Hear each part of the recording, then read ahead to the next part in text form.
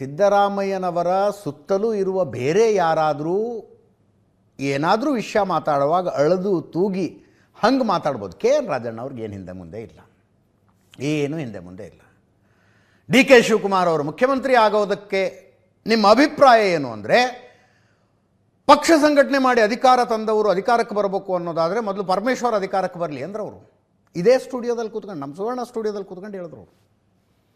2013ರಲ್ಲಿ KPCC ಅಧ್ಯಕ್ಷರಾಗಿದ್ದವರು doctor Parameshwar, ಅವರ ನೇತೃತ್ವದಲ್ಲಿ ಚುನಾವಣೆಗೆ ಹೋಗಿ ಪಕ್ಷ ಅಧಿಕಾರಕ್ಕೆ ಬಂತು. ಅನ್ಫಾರ್ಚುನೇಟ್ಲಿ ಕೊರಟಗೆರೆಯಲ್ಲಿ ಸೋತುಬಿಟ್ರು ಅವರು ಸಿ ಎಂ ಆಗೋದು ಇನ್ನೂ ಬಾಕಿ ಇದೆ, ಆಮೇಲೆ ಡಿ ಕೆ ಶಿವಕುಮಾರ್ ಆಗಲಿ ಅಂತ. ಅಂಥ ಕೆ ಎನ್ ರಾಜಣ್ಣನವರನ್ನು ಹೋಗಿ 2 ಸಲ ಭೇಟಿಯಾದರು. ಉದಾಹರಣೆಗೆ ನೋಡಿ ನೀವು, ಜಮೀರ್ ಅಹಮದ್ ಖಾನ್ರನ್ನು ನವೆಂಬರ್ 25ಕ್ಕೆ ಭೇಟಿಯಾಗಿದ್ದಾರೆ. ಸತೀಶ್ ಜಾರಕಿಹೊಳಿ ಅವರನ್ನು ನವೆಂಬರ್ 29ಕ್ಕೆ ಭೇಟಿ. MB ಪಾಟೀಲ್ರನ್ನು ಈ ತಿಂಗಳು 7ನೇ ತಾರೀಕು ಭೇಟಿ. ಕೆ ಎನ್ ರಾಜಣ್ಣ ಅವರನ್ನು 20ಕ್ಕೆ ಸಲ ಭೇಟಿಯಾದರು, ಇವತ್ತು 22, ಇವತ್ತೊಂದು ಸಲ ಭೇಟಿಯಾದರು. ಈ ಭೇಟಿಯಲ್ಲಿ ಮಾತುಕತೆಗಳು ಅಂತ ಏನಾಗಿರಬಹುದು?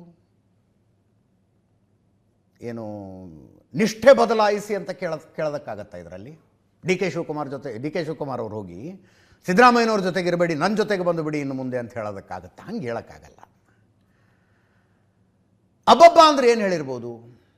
ನೀವು ಸಿದ್ದರಾಮಯ್ಯನವರ ಕಟ್ಟರ್ ಬೆಂಬಲಿಗರು ಅಂತ ನನಗೂ ಗೊತ್ತು.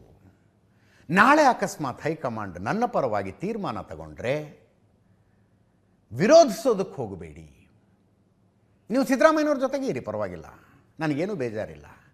ಅಕಸ್ಮಾತ್ ನಾಳೆ ಹೈಕಮಾಂಡ್ ನನ್ನ ಪರವಾಗಿ ಏನಾದ್ರು ತೀರ್ಮಾನ ತಗೊಂಡ್ರೆ ವಿರೋಧಿಸುವುದಕ್ಕೆ ಹೋಗಬೇಡಿ.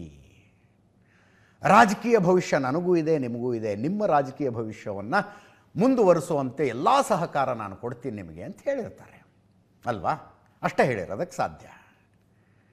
ಉಳಿದಂತೆ ಹೊರಗೆ ಬಂದು ನಾವು ನಮ್ಮ ಪಕ್ಷದವ್ರಿ, ನಾವು ಅವ್ರನ್ನ ಭೇಟಿಯಾಗೋದು ಏನು, ಅದರಲ್ಲಿ ಏನು ವಿಶೇಷ ಇದೆ ಅಂತಿರ್ತಾರೆ, ಅಂದಿದ್ದಾರೆ.